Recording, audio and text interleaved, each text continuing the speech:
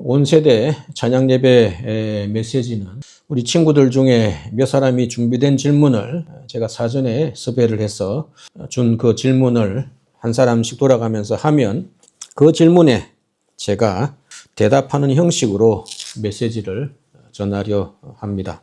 먼저 첫 번째 질문을 할 친구가 앉아서 큰 소리로 질문해 주시면 되겠습니다. 첫 번째 질문입니다. 기독교는 예수님께서 만든 종교가 아닙니까? 라는 질문입니다. 흔히 세계 4대 성인으로 석가모니, 공자, 소크라테스와 함께 예수님을 꼽습니다. 세계 4대 성인이란 인류의 철학, 종교, 윤리 이런 여러 분야에서 인류 역사에 가장 큰 영향을 끼친 네 사람의 위인을 일컫는 말입니다. 석가모니는 BC 500년경 인물로 불교의 창시자입니다. 인간의 고통과 그 고통으로부터 벗어나는 해탈의 길을 제시했습니다. 불교라는 용어는 AD 1세기경에 한참 지나서죠. 한 거의 500년, 600년 뒤에 중국 한나라에 석가의 가르침이 전파되면서 유교, 도교와 구분하기 위해 부처의 가르침이라는 뜻을 가진 한문에 불교로 불려지기 시작했습니다. 그리고 공자는 BC 500년경의 인물로 유교의 창시자로 추앙을 그가 집대성한 학문과 사상이 후대의 유교라는 거대한 사상의 체계이자 종교 문화적 전통으로 발전했기 때문입니다. 조금 다른 종교와는 다르죠. 일종의 정치 윤리 사상 이런 것이기도 한데 사후 세계관이 있고 죽음 이후에 어떻게 된다 하는 세계관이 있고 제세와 같은 재래의식이 있기 때문에 종교적인 형태를 함께 포함하고 마지막으로 소크라테스는 BC 450년경의 인물로 유일하게 종교의 창시자는 아닙니다. 그러나 서양 철학의 기초를 확립했기 때문에 또 서양 철학의 시작, 서양 철학의 아버지라고 불리울 정도의 업적이기 때문에 이런 업적으로 4대 성인에 포함됩니다. 소크라테스를 4대 성인에서 빼고 이슬람 지도자 무하메스를 또 종교 지도자로 넣기도. 근데 대다수의 견해는 여기 예수님을 포함해서 여기의 네 사람이 4대 성인에 포함됩니다. 소크라테스의 제자가 플라톤이고 플라톤의 제자가 아리스토텔레스입니다. 이 양대 세 사람이 서양 철학의 기본적인 전체적인 흐름 이후에 모든 철학들이 이 세 사람의 철학에 대한 주석이다 할 정도로 철학사가 형성됩니다. 그래서 소크라테스를 서양 철학의 아버지 이야기합니다. 이처럼 석가모니는 불교의 창시자, 공자는 유교의 창시자, 소크라테스는 서양 철학의 시작이라고 합니다. 그러나 예수님의 경우 기독교의 창시자라고 하기에는 뭔가 어색합니다. 왜냐하면 예수님께서 자신이 새로운 종교를 제시했다라고 단 한 번도 말씀하신 적이 없고 예수님의 제자들도 그렇게 가르친 적이 없기 때문입니다. 기독교는 창조주 하나님께서 2000년 전에 유대 땅에 살았던 예수님을 세상을 구원하기 위해 이 땅에 하나님께서 보내신 메시아로 구원자로 믿는 신앙입니다. 이처럼 기독교는 예수님이 만든 종교가 아니라 하나님께서 보내신 메시아인 예수님을 믿는 신앙. 예수님 이전부터 예수님 오실 것이다 라고 이야기했고 예언되었고 그것이 예수님을 통해 성취된 것이었고 그 예수님을 믿는 신앙, 기독교의 신앙이라는 것입니다. 다르고 다른 것이죠. 그래서 예수님은 오늘 본문 38절에서 내가 하늘에서 내려온 것은 내가 이 땅에 온 것은 내 뜻을 행하려 함이 아니요 내가 만들어내고 내가 의도하고 내가 창시하고 내가 선포한 것이 아니라 나를 보내신 하나님의 뜻을 행하려 합니다. 라고 분명히 자신의 위치, 자신의 역할을 분명하게 말씀. 다음 두 번째 질문인데요. 두 번째 질문을 친구가 한번 질문을 읽어주시기 바랍니다. 두 번째 질문입니다. 그러면 예수님은 자신을 어떻게 소개하셨나요? 예수님께서 스스로를 소개하신 방식만 잘 살펴봐도 예수님께서 기독교라는 종교를 만든 것이 아님을 분명하게 알 수 있습니다. 먼저 첫째로 예수님은 자신을 하나님께서 보내셨다라고 소개합니다. 앞에서 말씀드린 내용이죠. 예수님은 자신의 가르침이 습가무늬처럼 스스로 깨우친 세상과 인생의 원리라고 하지 않았습니다. 또한 공자처럼 세상의 이치를 정립하여 가르치신 것도 아닙니다. 예수님은 언제나 자신은 하나님의 보내심을 받은 자라고 강조하셨습니다. 요한복음 20장 21절을 한번 보겠습니다. 예수께서 또 이르시되 너희가 너희에게 평강이 있으시려다. 예수님 부활하신 이후에 예수님이 이렇게 말씀하셨죠. 아버지께서 나를 보내신 것처럼 나도 너희를 보내노라. 이런 주장은 불교나 유교 등 어느 종교 지도자에게서 찾아볼 수 없는 독특한 주장입니다. 예수님은 하나님 아버지의 뜻을 이루기 위해 이 땅에 보냄을 받았다라는 사실을 거듭거듭 강조하셨습니다. 두 번째로 예수님은 자신을 믿는 것이 곧 하나님을 믿는 것과 똑같다라고 강조하셨습니다. 예수님은 자신의 가르침이 새로운 것이 아니기 때문에 나를 믿는 것은, 나의 가르침을 받아들이는 것은 결국 하나님을 믿는 것과 똑같다라고 말씀하셨습니다. 요한복음 12장 44절입니다. 예수께서 외치시되 때 나를 믿는 자는 나를 믿는 것이 아니요 나를 보내신 이를 믿는 것입니다. 예수님의 가르침은 항상 이렇게 하나님과 연결시키고 있습니다. 마지막 셋째로 예수님의 제자들도 새로운 종교를 전하지 않았다 하는 사실입니다. 제자들은 이스라엘 조상들이 믿었던 하나님을 믿는 신앙과 자신들이 전했던 하나님께서 보내신 메시아가 예수님이다 라는 예수님을 믿는 신앙이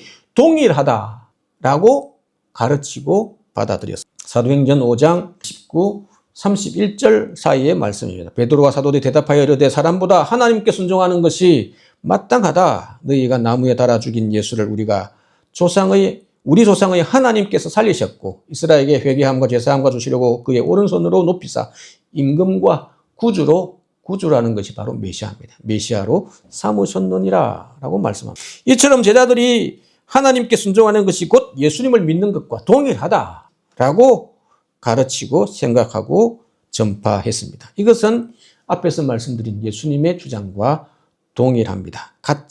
같습니다. 예수님은 이렇게 말씀하신 것과 마찬가지입니다. 나는 새로운 가르침, 새로운 종교를 제시하려는 것이 아닙니다. 구약 성경에서 예언된 세상의 구원자, 즉 메시아가 바로 나 자신입니다. 그래서 나를 믿는 것은 하나님을 믿는 것과 동일합니다. 라는 메시지를 전하셨습니다. 이처럼 예수님은 스스로 특별한 깨달음을 얻거나 탁월한 철학을 정리하여 종교를 창시한 위대한 인간이 아닙니다. 세상을 창조하신 하나님이 인류의 구원을 위해 이 땅에 보내시겠다고 약속하신 메시아, 구원자가 바로 나다라고 가르치신 것입니다. 이것이 다른 종교와 다른 예수님의 유일성입니다. 이 복음을 믿는 우리 모두가 되시기를 주님의 이름으로 간절히 소망합니다. 세 번째 질문입니다. 세 번째 질문을 할 친구가 한번 읽어주시기 바랍니다. 그러면 기독교 신앙은 유대교와 성경을 배경으로 하고 있는 유대교와 가톨릭과 어떻게 다른 건가요? 정말 좋은 질문입니다. 가톨릭 문화가 뿌리 깊이 박혀있는 이 땅을 살아가는 우리에게 아주 필요한 질문이기도 하죠. 기독교와 가톨릭은 어떤 관계일까요? 가톨릭도 예수님을 구원자로 믿기 때문에 유대교보다는 기독교와 공통점이 훨씬 천주교, 가톨릭은 많습니다. 삼위일체 하나님을 동일하게 믿습니다. 성부 하나님, 성자 예수님, 성령 하나님을 동일하게 믿습니다. 예수님을 하나님의 아들이시며 구원자로 똑같이 믿습니다. 신약 성경 27권을 가톨릭이나 개신교는 기독교는 동일하게 인정합니다. 다만 가톨릭 교회는 구약 성경 우리가 믿는 39권의 성경에다가 추가로 7개의 외경을 추가하여 받아들입니다. 이렇게 구약에 추가된 7개의 성경을 외경이라고 부릅니다. 토빗, 유딧, 지혜서, 집회서, 바룩서, 마카비 1서, 2서 이렇게 7개의 성경이 외경으로 가톨릭 교회는 추가되어져 있습니다. 그런데 구약에 추가된 이 7개의 외경을 유대교에서는 인정하지 않습니다. 그 당시에 이건 문제가 있다, 받아들이지 않고 경건한 문학, 경건서적이다, 신앙서적이다 라고 인정했던 7개의 성경들입니다. 그래서 개신교에서도 동일한 이유로 이 외경의 7개의 외경은 성경으로 인정하지 않습니다. 가톨릭이 신약 성경 27권을 성경으로 인정하기 때문에 기독교와 많은 부분 비슷합니다. 다만 두 가지 점에서 가톨릭과 기독교는 다릅니다. 먼저는 성경의 권위에 있어서 가톨릭은 성경 더하기, 교회의 전통, 교황의 가르침을 성경과 동일한 권위로 받아들입니다. 그래서 기독교와 다르게 교회 전통에 따라 성인 숭배, 그래서 스페인에도 온갖 성인의 날이 많이 있죠. 마리아 숭배, 면죄부, 교황의 가르침, 이런 것들을 그대로 가르칩니다. 물론 이런 몇 가지들은 의미가 없다, 이렇게 최근에 들어서 가톨릭을 개혁하는 흐름도 있긴 합니다.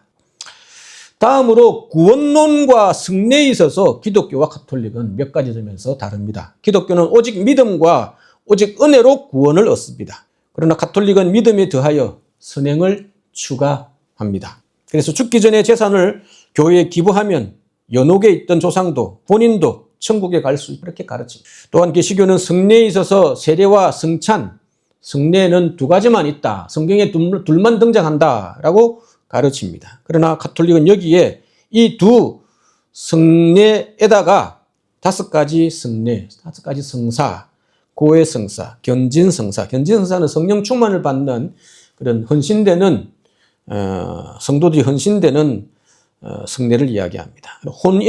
혼인성사, 혼배성사라고도 하는데요.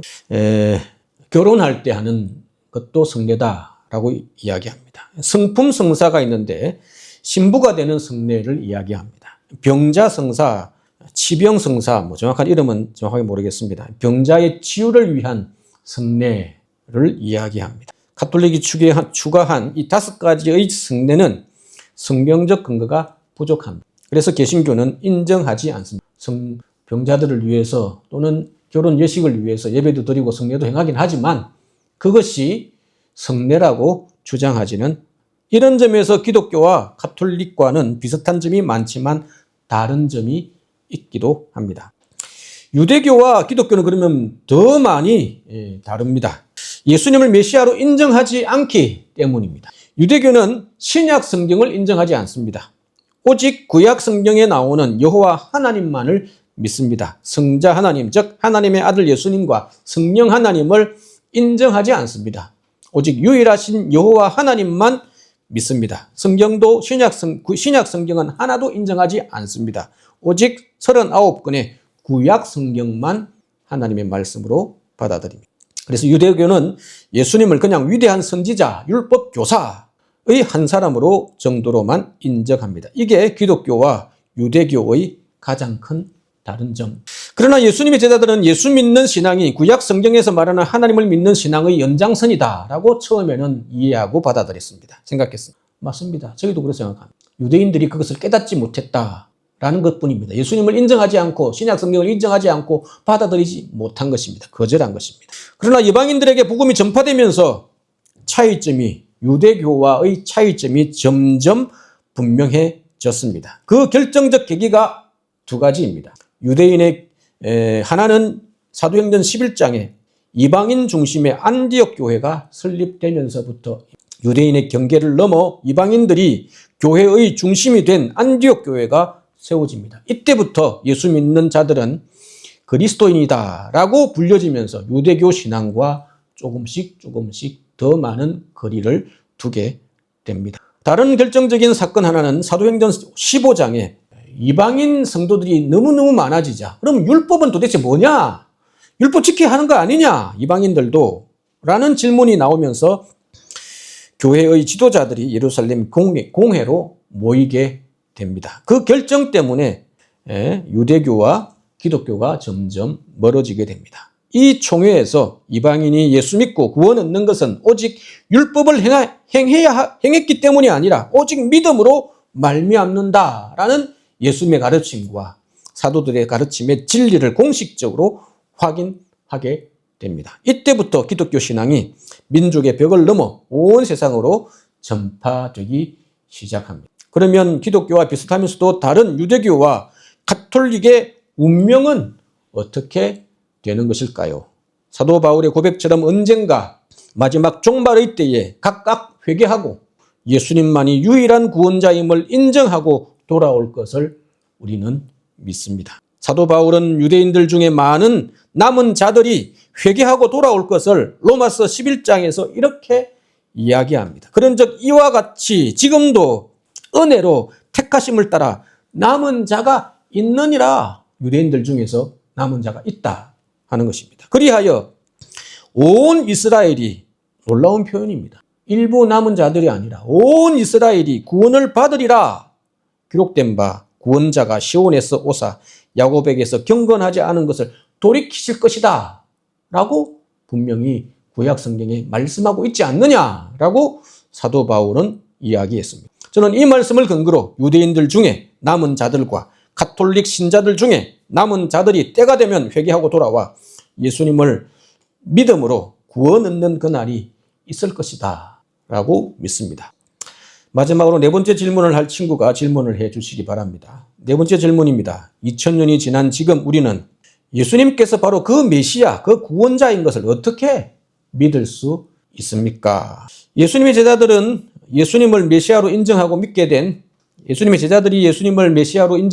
된 결정적인 계기가 있습니다. 바로 부활 때문입니다. 이 사실은 예수님의 제자 베드로의 메시지에서 확인할 수 있습니다. 사도행전 2장의 말씀이죠. 그런즉 이스라엘 온 집은 확실히 알지니 너희가 십자가에 못 박은 이 예수를 하나님이 주는 하나님에게 붙이는 말씀입니다. 이름입니다. 하나님이 주와 그리스도, 메시아라는 뜻입니다. 그리스도가 되게 하셨느니라. 구약에서 나오는 그 메시아가 바로 예수님이다 라고 베드로는 선포했습니다. 제자들은 예수님의 부활을 통해 예수님이 메시아인 것을 확신하게 되었습니다. 이런 예수 믿는 신앙이 오늘 그러면 어떻게 우리에게 전파되었습니까? 그것은 하나님의 선교, 하나님의 주권적인 선교 때문입니다. 제자들은 처음에 예루살렘에만 머물러 있었습니다. 이 교회에서 사역하면서 5,000명씩 3,000명씩 이렇게 돌아오자, 회개를 하고 예수님을 믿자, 교회를 섬기는 것이 너무 바쁘고 일들이 많았습니다. 그래서 예루살렘 교회에 머물러 있었어요. 하지만 하나님은 핍박이라는 방법을 사용하셨고 신자들은 어쩔 수 없이 온 유대와 사마리아와 나아가 유럽 전 지역으로 그 당시 땅끝이라고 생각했던 서바나까지 복음이 전파되는 계기가 되고 말았습니다. 그러면 2000년이 지난 지금 우리는 왜 2000년 전에 이 예수님을 믿어야 할까요? 이건 베드로와 바울을 통해 우리에게 주신 말씀 속에 분명히 기록되어 있다. 그 이유가 기록되어 있습니다. 사도행전 4장 12절과 사도행전 17장 30절 31절의 말씀입니다. 먼저 4장 12절. 다른 이로서는 구원받을 수 없나니 이스라엘 민족들 중에 구원받을 만한 이름이 아니라 천하 사람들 중에 구원을 받을 만한 다른 이름을 우리에게 주신 일이 이 세상에 없느니라 라고 사도 베드로는 분명히 말씀했습니다. 그렇습니다.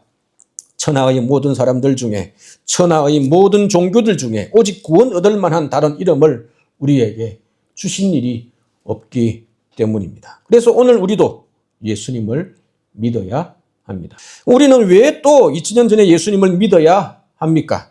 알지 못하던 시대에 사도 바울의 메시지 중에 하나입니다. 알지 못하던 시대에 하나님이 간과하셨거니와 이제는 어디서든지 누구에게든지 다 명하사 회개하라 하셨으니 이는 정하신 한 사람 누구입니까? 예수님으로 하여금 천하를 공의로 심판할 날을 작정하시고 이에 그를 죽은 자 가운데서 다시 살리신 것으로 모든 사람에게 믿을 만한 충분한 증거를 주셨다라고 말씀합니다. 알지 못하던 시대에는 공평하신 하나님께서 알아서 심판하실 것입니다. 그때 예수님을 몰랐던 사람은 어떻게 됩니까? 어떻게 구원받습니까? 지옥 갑니까? 모릅니다. 하나님이 알아서 하실 것입니다. 그러나 이제는 다릅니다.